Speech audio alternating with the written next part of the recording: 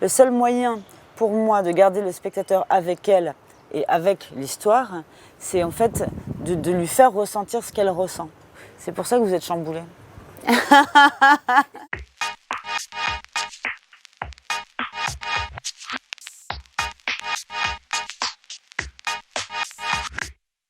Ah bah, finalement, le processus est très simple.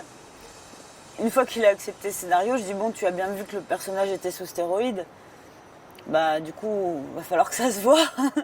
Et à partir de ce moment-là, mais Vincent était ravi de le faire, hein, vraiment ravi. Enfin, avec Vincent, on partage vraiment ce truc sur en fait la corporalité des personnages, d'autant plus que moi je dirige que sur les corps et que lui ne veut être que dirigé là-dessus. Enfin, il ne supporte pas les trucs de psychologisation et tout ça. Il m'avait expliqué une fois que pour la loi du marché, il avait vraiment étudié comment bien prendre son toki en faisant le geste 12 milliards de fois, 50, 100, 1000 fois d'affilée pour être sûr que ça ait l'air naturel.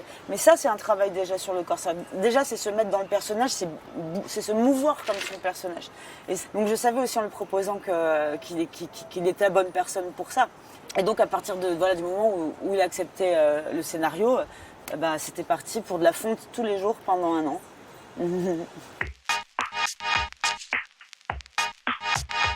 Moi, il y a toujours un petit peu de ça. Dans Grave, c'était déjà présent. Moi, je peux pas m'en empêcher. Et puis, je pense que quand on parle de choses aussi noires, d'un univers voilà, qui est aussi, pour moi, presque apocalyptique, on a besoin de soupapes. Et je dis on, évidemment, le spectateur en premier, mais moi aussi. Enfin, même moi, quand j'écris, au fur et à mesure de mon écriture, si vraiment je vais sortir d'une scène où c'est dense, c'est intense pour moi de l'imaginer, de l'écrire, de machin, je me dis, bah tiens, là, il faut que je mette une scène de comédie. C'est juste que, de fait, en fait, naturellement, la scène que je vais écrire après, elle va désamorcer tout ça, juste pour aller souffler un petit peu et aussi un petit peu rire de l'extravagance de mes situations.